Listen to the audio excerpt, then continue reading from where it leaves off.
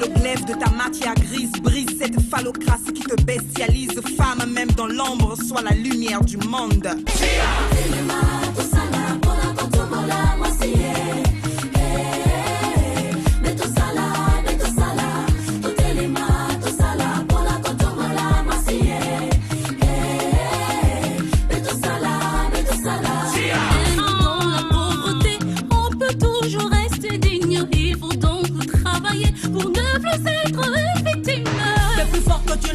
Apprends à vivre ton indépendance. Fais valoir tes droits. Fais entendre ta voix.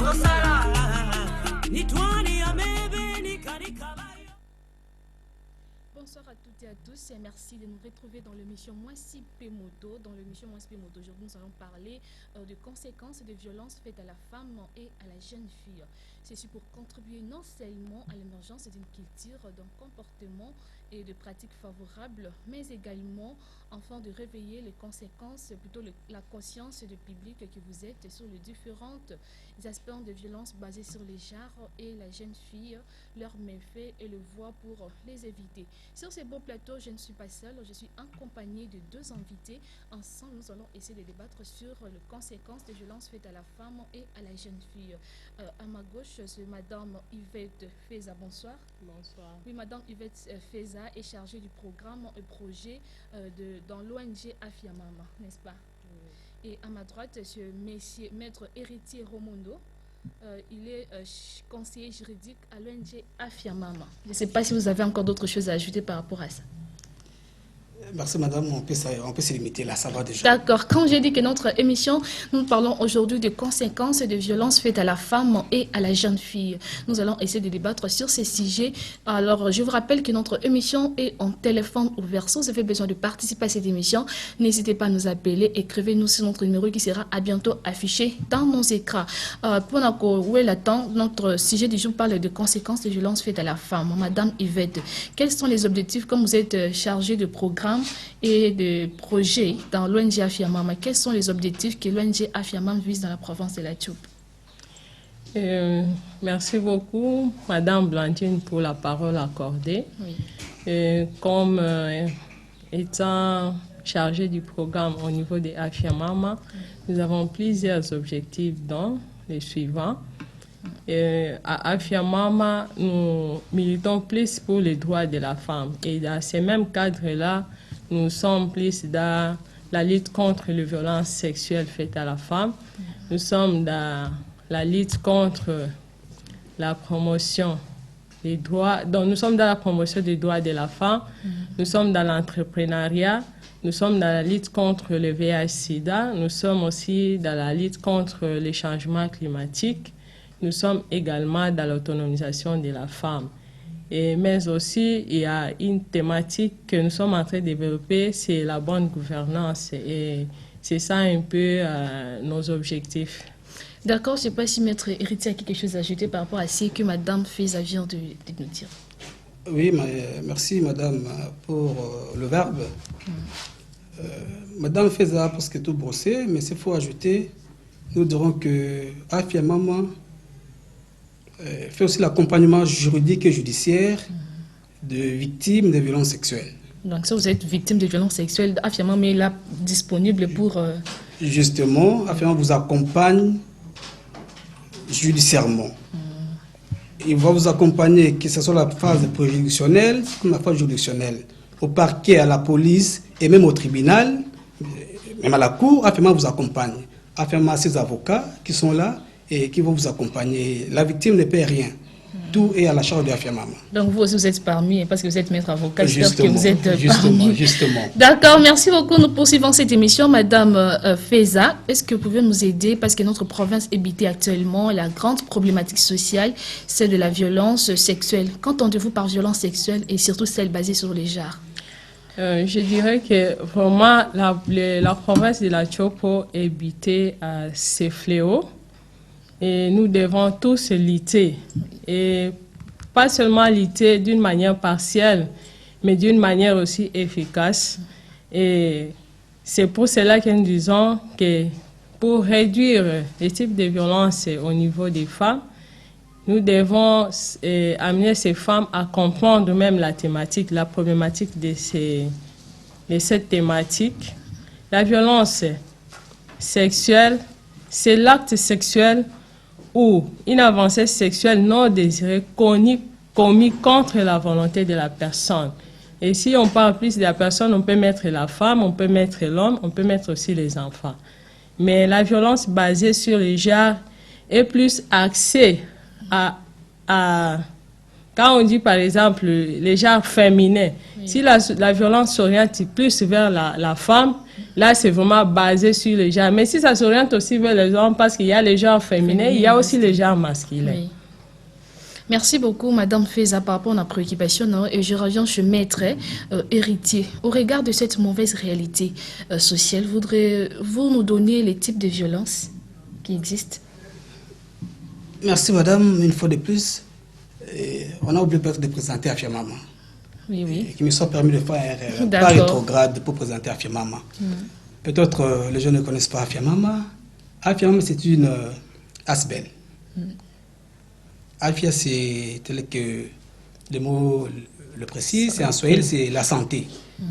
Et de qui? De la maman. Et elle a été créée depuis le 15 octobre 2012. Créée où? Créée à Lubumbashi. Elle a été créée à Lubumbashi conformément à la loi du 20 juillet 2001 sur les asbel. Et AFMA a été créée. Elle avait son siège social à Lubumbashi, mais actuellement se trouve à Kinshasa. Et à Kisangani, AFMA s'est installée depuis 2019. En 2019, nous faisions encore des enquêtes, on était sur le terrain. Et en 2020, nous sommes vraiment installés. Et dans la province de la Chopo, nous sommes actifs dans 3 territoires. Il y a les territoires de Basoko, le territoire d'Ubundu et le territoire de Yaouma. Et Mme Feza va bien décortiquer parce que c'est elle qui fait trop de terrain dans ces 3 territoires-là. Voilà la présentation succincte d'Afia Mama. Oui. Par rapport à la question, c'était de savoir les types de violences. De violences. Il y en a nombreux, madame. Il y en a nombreux. Il y a, si on se met à vous citer, il y a ce qu'on appelle les violences domestiques qui existent, peut-être ignorées par plusieurs. Il y a des violences économiques. Il y a des violences conjugales. Il y a des violences... il y a le mariage forcé. Il y a l'exploitation sexuelle. Il y a les mutilations génitales féminines. Voilà une panoplie de violences que peut-être les gens ne savent pas, qu'on peut décortiquer au fur et à mesure. D'accord, peut-être nous aurons encore l'habitude de parler ça prochainement parce que notre sujet nous parle de violences sexuelles. Hein? Mais je ne sais pas si Mme Feza a d'autres choses à ajouter par rapport au type de violence. Il y a les violences psychologiques. Et je pense que j'ai complète seulement ça parce que Maître Héritier n'avait pas cité. Oui. Et c'est ça un peu. D'accord. Maintenant, sur base de pourcentage, pouvez-vous nous dire combien de pourcents des femmes et de jeunes filles sont victimes de violences sexuelles dans la province de la Chopo? La province de la Chopo, pour moi, par rapport à d'autres provinces, c'est une province vraiment phare. Et nous devons tous nous impliquer dans la lutte contre les violences sexuelles. Alors, je dirais que plus sont les filles de moins de 18 ans sont violées. Et beaucoup ignorent même que enceinte, une fille de moins de 18 ans, c'est aussi violer cette fille. Donc, pour dire que la loi est là, mais elle est faiblement vulgarisée au niveau de la province et dans les entités. Et cela nous pousse, nous, en tant qu'Afia Mama, à s'impliquer. C'est pour cela que nous avons commencé depuis 2019 à intensifier les séances de sensibilisation pour amener la communauté à mieux comprendre cette loi qui est déjà promulguée au niveau de notre pays. Merci beaucoup. Nous poursuivons notre émission. Mesdames et messieurs, je vous rappelle que notre émission est en téléphone ouvert. Si vous avez besoin de participer à cette émission, n'hésitez pas à nous écrire. Appelez-nous sur le numéro qui sera bientôt affiché dans vos écrans parce que notre émission parle de conséquences des violences faites à la femme et à la jeune fille. Peut-être Bruno peut vous opportunité à se présenter à OT, mais vous avez tellement de questions sur les violences faites à la femme. Donc, n'hésitez pas. Nos invités sont disponibles pour vous répondre. Alors, je passe directement chez Maître Héritier. Maintenant, quelles sont les causes principales de la violence à l'égard de la femme et de la jeune fille? Merci, madame. Et s'il faut faire encore un pas rétrograde par rapport à la question de madame Feza, Oui. par rapport au pourcentage, Oui. il y a de nombreux cas de violence sexuelle qui ne sont pas dénoncés. Et s'il faut les chiffrer par rapport au pourcentage, nous pouvons dire qu'on peut même aller à 80% de nos sœurs qui sont violées, mais qu'on ne veut pas dénoncer. Comment est-ce que nous le savons? Nous le savons lorsque la fille a des malaises, elle se rend à l'hôpital et après l'examen, le médecin, entre-temps, ou l'infirmier découvre que la fille est enceinte. La fille de moins de 18 ans, la fille qui a 16 ans ou qui a 17 ans, elle se retrouve enceinte. Cela veut dire qu'elle a été violée. Mais qu'on ne dénonce pas, peut-être que les parents n'ont pas ce courage, n'ont pas le courage de dire tout haut, de dénoncer. Et cela constitue des chiffres noirs qui ne sont pas dévoilés. Hormis ces cas, il y a aussi des cas qui sont portés devant les cours des tribunaux et même au parquet, des cas de violences sexuelles. Et pour revenir à votre question, les causes des violences sexuelles, les causes sont nombreuses, madame. Il y a des causes factorielles, il y a les causes qui sont liées sur les cultures. Et l'inégalité sociale constitue aussi l'une des causes des violences sexuelles. Et l'Amnesty International parle aussi de la ténie de nos sœurs. Et là, c'est discutable. Je sais que Mme Feza ne va pas épouser totalement ce que je lui dis.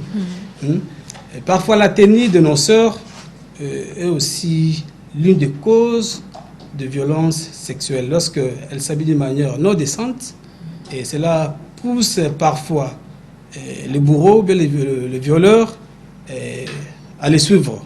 Et ça attire l'attention de bourreaux. On peut donner ça comme cause l'évolution de la société. L'évolution de la société. Actuellement, les enfants de téléphone. Ils ont le téléphone, et dans le téléphone, ils entrent dans le Facebook, mode gratuit, ils voient des choses. Donc, peut-être, nous, parents, nous ne savons pas. Et parfois, les enfants veulent découvrir ce que se passe dans leur téléphone. Il y a aussi les chaînes télévisées, des novelas. Et lorsque les enfants voient tout ce qui se passe à la télé, ils veulent regarder, ils veulent découvrir. Il y a aussi l'évolution somatique. Hein? Oui. Une fille de 16 ans, son corps peut avoir certains besoins somatiques, donc peut-être si elle ne sait pas très bien gérer ces besoins-là, et ça peut la pousser, ou bien la fille, tout comme l'homme, ça peut les pousser à... Pardon, maître, je peux recevoir cet appel. De quoi? Le bengi wapi kombo nani? C'est mieux de nous écrire, hein? Donc c'est mieux plutôt de nous faire les SMS au lieu de nous appeler. Vous pouvez continuer. Et il disait qu'il y a l'évolution de la société, il y a aussi le développement somatique du corps. Le corps peut avoir certains besoins et si on ne sait pas le gérer, ça peut vous pousser à aller vers l'inattendu, bien ce qu'on s'attendait de moins. D'accord, merci beaucoup, maître Héritier, par rapport à la préoccupation. Je ne sais pas si Madame Feza a d'autres choses à ajouter par rapport à ça, bien on va directement passer à une autre question. Je voulais un peu compléter maître Héritier par rapport à ce qu'on appelle le déséquilibre du pouvoir. Là, c'est parmi aussi l'une des causes. Imaginez quand il faut embaucher, on voit plus, on accorde plus les travail aux hommes qu'aux femmes. Il y a déjà ce qu'on appelle déséquilibre parce que là, la femme n'est pas vraiment concernée et ça, c'est vraiment une forme aussi de cause par rapport à ça.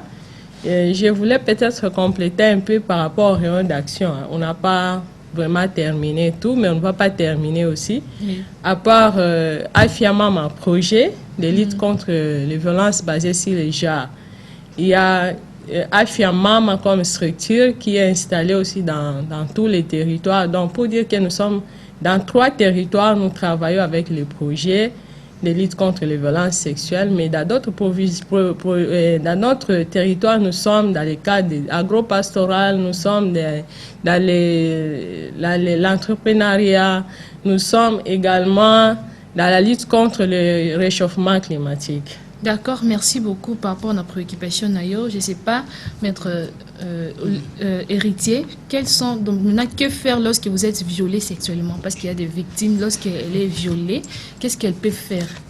Merci madame, je reviens encore sur la question précédente. Oui. Oui. Le cause. Oui. Il y a, certains penseurs parlent aussi que la démarche de la fille peut être aussi l'une des causes de violences sexuelles. Waouh, ça aussi. Oui. Nous voyons parfois nos sœurs, quand elles marchent, vous voyez, non, elles marchent d'une manière... j'ai cherché la démarche, je pense que c'est naturel. Non, il y a celle qui exagère, madame.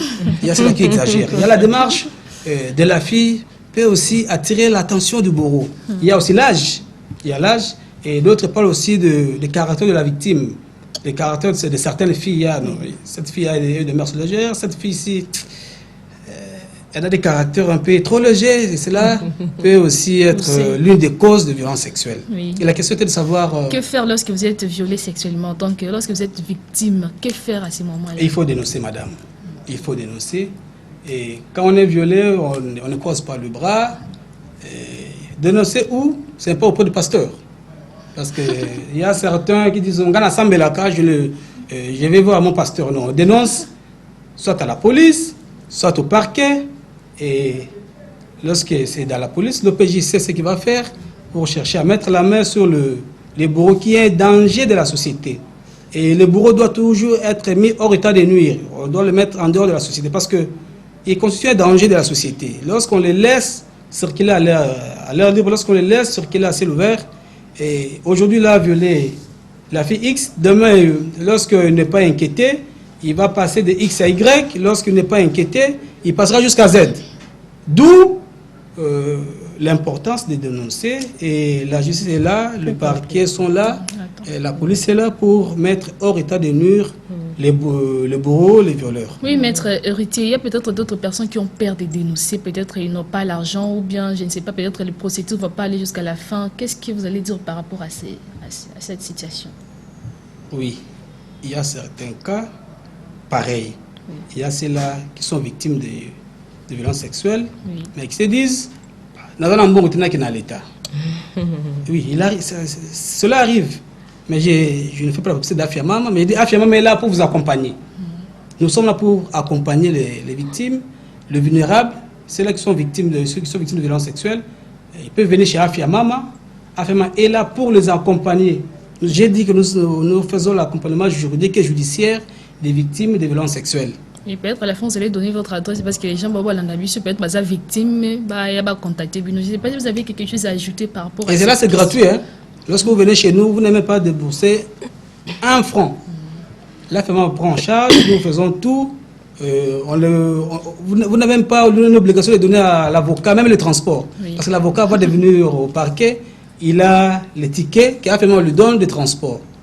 Et pour faire le suivi des différents dossiers, l'avocat conseille Afiamam à les tickets pour faire tout cela. Donc, toi, la victime, on ne te demande rien. Ok. Merci beaucoup, Madame Feza. Vous avez quelque chose à ajouter par rapport à ça? Donc, que faire lorsque vous êtes violé sexuellement? Que faire? Lorsqu'on est violé sexuellement, il faut ce qu'on appelle briser le silence. C'est-à-dire les femmes, les hommes, parce que les hommes aussi sont violés, mais les hommes ne viennent pas trop déclarer. Hein. Oui, oui. On voit plus les enfants accompagnés par les parents, on voit aussi beaucoup plus les femmes. Oui. Et pourquoi? Parce que peut-être les personnes sont sous-informées, mais au niveau des Afiamam, nous disons toujours qu'il faut mettre en place un système d'alerte. Et à notre niveau, nous avons mis dans tous les territoires les systèmes d'alerte, c'est-à-dire il y a les clubs des jeunes, il y a les clubs des femmes, ce que nous appelons le consortium des femmes, il y a les clubs des hommes qui jouent un grand rôle dans la communauté. Et quand il y a un cas de viol comme ça, ce sont des clubs là qui sont vraiment structurés, qui amènent les informations dans les instances supérieures. Pourquoi? Parce que ils se sont déjà engagés pour lutter efficacement contre les violences faites à la femme. Mais quand on fait aux femmes, je vois encore qu'il y a un problème. Yango tokoloba to pesa maloba po bayo kabiso malamu basi ya chopo bana la bino soki bazali violé esengeli ko accompagner bango na afya mama. Pourquoi? Parce que wana net ba tokoye ba lolenge ni tokomema makambo pona bato bakataka makambo wana basala ngo lolenge oyo esengeli ba mama ba oya bazana chopo soki pe baza violé bakanga munoko te. Esengeli ba pousser na la biso pour que bazwa ba information bazwa ba orientation to boy oyo balobaka règlement à l'amiable bino ba famille boko kokutana bo sololi mais victime akotika la kaka victime akotika la kaka na pasi na ye yango toko senga ete à chaque fois que bo constater ka viol ko yemba ngo na nani na ba quartier te ko yemba ngo na mboka te esengeli ko ya ko informer biso moko na niveau FM mama to yebi ndenge to memaka makambo. Merci beaucoup, Madame Feza. Je rappelle à nos téléspectateurs, c'est mieux de nous écrire. Donc, c'est la vie sur SMS, autant on a négocié. Donc, ne nous appelez pas, c'est mieux de nous écrire parce que autant on a négocié. Oui, maître héritier, oui, je ne sais pas si vous avez encore ajouté par rapport à ça. Tout à fait, parce que vous avez dit qu'il y a certaines personnes qui ne dénoncent pas, faute de moyens. Je vous donne un cas récent, peut-être ça peut vous choquer. Cela arrive. Il y a une famille se trouvant au PK13, au aéroport. Le fait s'était passé au village Basukwambao, qui est dans le territoire de Bundu, où une fille de 15 ans, était droguée et violée. À l'occasion, elle avait perdu la vie, elle était morte. Vraiment? Oui. Afia m'a informé, et Afia m'avait dépêché rapidement l'un de ses avocats, et j'ai effectué la descente là-bas. Nous avons trouvé la pauvre maman de la fille qui ne sait quoi faire. Donc la maman a enterré son enfant, victime de violences sexuelles, mais ne sait pas ne sait pas qui approcher, quoi faire. Et elle est restée à son triste sort. Elle l'avait approché, on devait savoir son souci, et il veut que la justice soit saisie et que les droits soient dits. Oui. Et actuellement, je vous informe que Afia Mama accompagne cette maman-là, et il y a déjà une plainte qui est déjà déposée. Nous attendons les enquêtes pour qu'on arrête tous ces bourreaux-là, parce que ce n'était pas une seule personne. Ils sont nombreux, et la fille, avant de rendre l'âme, avait quand même cité quelques-uns de ces bourreaux, dont on ne peut pas dire le nom ici.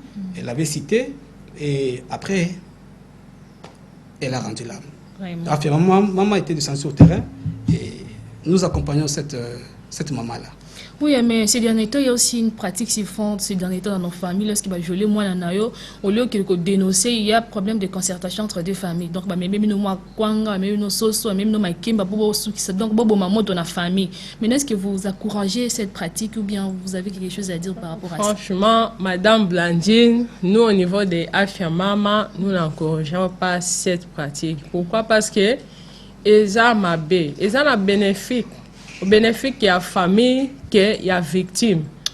Ata bino bozui taba, bozui soso, bozui ngombe, boyokani quelque part. Mais mutoyo azana pasi wana, ya eloko ekomela kiye, azo gagné ni nakati. Moi je pense que ça ba pratique moko mabe esengeli vraiment ba famille batika ngo. Ba famille ba ko juger ba problème à violence té. Parce que baza vraiment spécialisé pour la thématique wanante. Et sengeli bati que la bateau ba sengeli kolandela makamwana ndebaye bana ndenge bakwe bakokata surtout que toza déjà na ba loi toza na ba instruments internationaux oyo ezali ko protéger basi Et puis tozali déjà na loi wana na mboka na biso, loi portant protection, loi sur les violences sexuelles. Eza loi o eyebani na niveau nyonso. Ata ba famille bakoza ignorer lelo, ba ke arrangement la miable koyokana entre ba deux familles eza eloko moko mabe esengeli batikela bato ba sengeli na kosa musala na basa musala na convenablement. D'accord, merci beaucoup Madame Feza. J'espère que Maître aura quelque chose à ajouter par rapport à ça. Ça ne manquera pas Madame parce que ces comportements, ces cas sont devenus les gens ici. On le voit chaque jour. Et c'est vraiment un comportement à décourager, ce n'est pas bon. Je note que l'arrangement l'amiable, c'est pour éteindre l'action civile. Mais ça n'éteint pas l'action pénale. L'action pénale demeure. Et la constance, c'est quoi? Monsieur X a violé la fille de Y aujourd'hui. Si ce monsieur n'est pas mis hors état de nuire, il va dire, bon, on m'a rien fait, on nous sommes passés sur la table de négociation, je vais encore passer sur la fille de B. Avec la fille de B, si le bourreau n'est pas toujours inquiété, il dira, bon, on ne me fait rien, je vais faire autre chose. Et les camps sont là, il y avait un bourreau, c'était à Bassoko. À Bassoko. La première fois, il a violé la fille de 4 ans. Bon, ils sont passés sur la table de négociation pour l'action civile. La deuxième fois, il dit, bon, comme il n'était pas inquiété, il n'était pas arrêté, il dit, bon, nous avons les moyens, lui aussi, le monsieur a un peu de moyens, il passe encore à l'acte, il va encore violer l'autre fille. Donc, comme il n'était pas inquiété, il a commis 3-4 cas de viol pareil. Et sur le 5e cas, AFM avait été informé, et AFM avait mis les moyens, on avait délégué un avocat sur place, et on a saisi la police a mis la main sur le violet, il a été transféré ici, et à ce jour, le monsieur est à la police centrale. Oui. Donc il faut mettre le bourreau hors état de nuire. Ce n'est pas bon ce genre de comportement. Chers parents, passer sur la table de négociation n'est pas bon. On doit décoyer ce genre de comportement. Là, ça vous expose, on dirait que vous êtes complice de viol. Oui. D'accord, maintenant, que faut-il mettre en place pour éliminer et surtout prévenir les violences faites à la femme et surtout à la jeune fille? Je pense que Madame Feza peut répondre à ça. On ne peut pas vraiment éliminer, mais on réduit les faits sur le plan communautaire. Et ça, quand on éliminer la violence, c'est vraiment ma casse. Mais on peut réduire le comportement à travers sensibiliser la communauté pour vraiment le bango à tous les niveaux. C'est pourquoi Afiamama travaille avec les leaders communautaires, travaille avec les associations qui militent contre les droits des femmes, travaille avec les écoles, travaille avec les autorités au niveau communautaire. Tout ça, c'est pour les impliquer dans la lutte. Parce que si on ne les implique pas, le comportement là va continuer. Mais éliminer, vraiment, c'est encore un processus, un long processus dans notre province de la Tchopo et en RDC d'ailleurs. D'accord, nous sommes presque arrivés à la fin de notre émission. Monsieur Maître Héritier, quel conseil donnez-vous aux violeurs qui ont cette mauvaise habitude de violer les femmes ou les jeunes filles d'autrui? L'émission n'a pas duré 30 minutes, c'est comme si on a fait seulement 5 minutes parce qu'on avait encore envie de parler. Le temps est tellement jaloux. Oui. Et les conseils, on demande à nos frères de cesser avec ce genre de comportement. Cesser avec ce genre de comportement. Les filles sont nombreuses, il suffit de bien les aborder et de poser clairement les problèmes. Comme disait mon professeur en droit, professeur Bompakaï, poser clairement les problèmes. Poser bien clairement les problèmes et échanger avec la personne. Ce n'est pas bon, ce n'est pas un comportement vraiment encouragé. Nous fustigeons cela et nous sommes contre les violences sexuelles. À la fin, lorsque nous sommes saisis, chez nous, on ne recule pas. Au pot de vin, au phénomène de 200 000 francs, comme ça se passe ailleurs, pour passer sur la table de négociation. Non. Chez nous, lorsque nous sommes saisis, on avance jusqu'à arracher la condamnation du bourreau. lorsque le bourreau est condamné, là, c'est contre le maître, non, on a mis le bourreau au état de nuire et la société peut bien avancer parce que les gens qui sont mal pour la société sont écartés.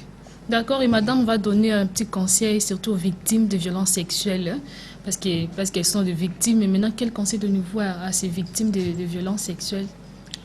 Parfois, les victimes ne brisent pas le silence. Et souvent, ce sont les familles qui viennent nous informer de faits qui se passent au sein de leur communauté, mais eza a motouyate. Pour la biso tosenga bato nyonso bayebi ke bazali ba victime de violence sexuelle. Bakanga monoko te esengeli baya to baki bati par la violence nyonso wana po ete bango bayeba ke donc soki ata mobala opesa mbongo na ndako te azo violer yo mais bakobandeni bazo banga ko batela mibali na bango po bakoka kobenga na bango na libala te. Mais eza pe forme à violence. C'est pas beti yo ba makofi ebele o vimbu munoko mino bimi eza pe violence. Mais soko kangi munoko biso to koyeba neni ke ou bien olingi ka bakuwa ne continuer pour na cadre de renforcer bolingo na bino. Mais to sengi vraiment baya basunga biso pour lutter efficace. Merci beaucoup, madame Feza. Je suis tellement ravie parce qu'il va être au Banana Kibiso. J'espère qu'il va jouer quand même quelque chose. C'est vraiment très important que Sungabango, qui est prochainement, va dénoncer mal. Donc, nous sommes arrivés à la fin de notre émission. J'espère que ce ne sera pas pour la dernière fois. C'est beaucoup. Il y a plusieurs types de violences. Peut-être prochainement, on va essayer de débattre sur d'autres types. Alors, je suis tellement ravie de vous recevoir sur ce beau plateau. Merci à madame Feza d'honorer notre invitation et également à maître Héritier. J'espère que ce ne sera pas pour la dernière fois. À chaque fois encore, on aura besoin de vous, on va vous inviter pour parler à ce qui concerne la femme. Merci également à papa Sami Kalokola, le réalisateur de notre émission, à madame Astrid, plutôt madame Anastasie Mboula, qui était à la prise de son, et Fabrice Meli, qui était derrière la caméra. Merci à vous de nous avoir suivis. Nous allons nous retrouver le jeudi prochain à 18h. Bye bye. Lève-toi par le glaive de ta matière grise, brise cette phallocratie qui te bestialise. Femme, même dans l'ombre, sois la lumière du monde.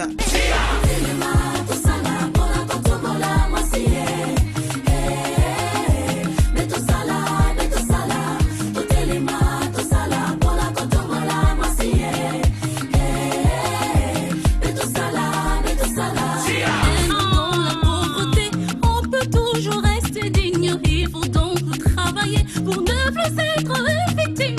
Mais plus fort que tu le penses, apprends à vivre ton indépendance. Fais valoir tes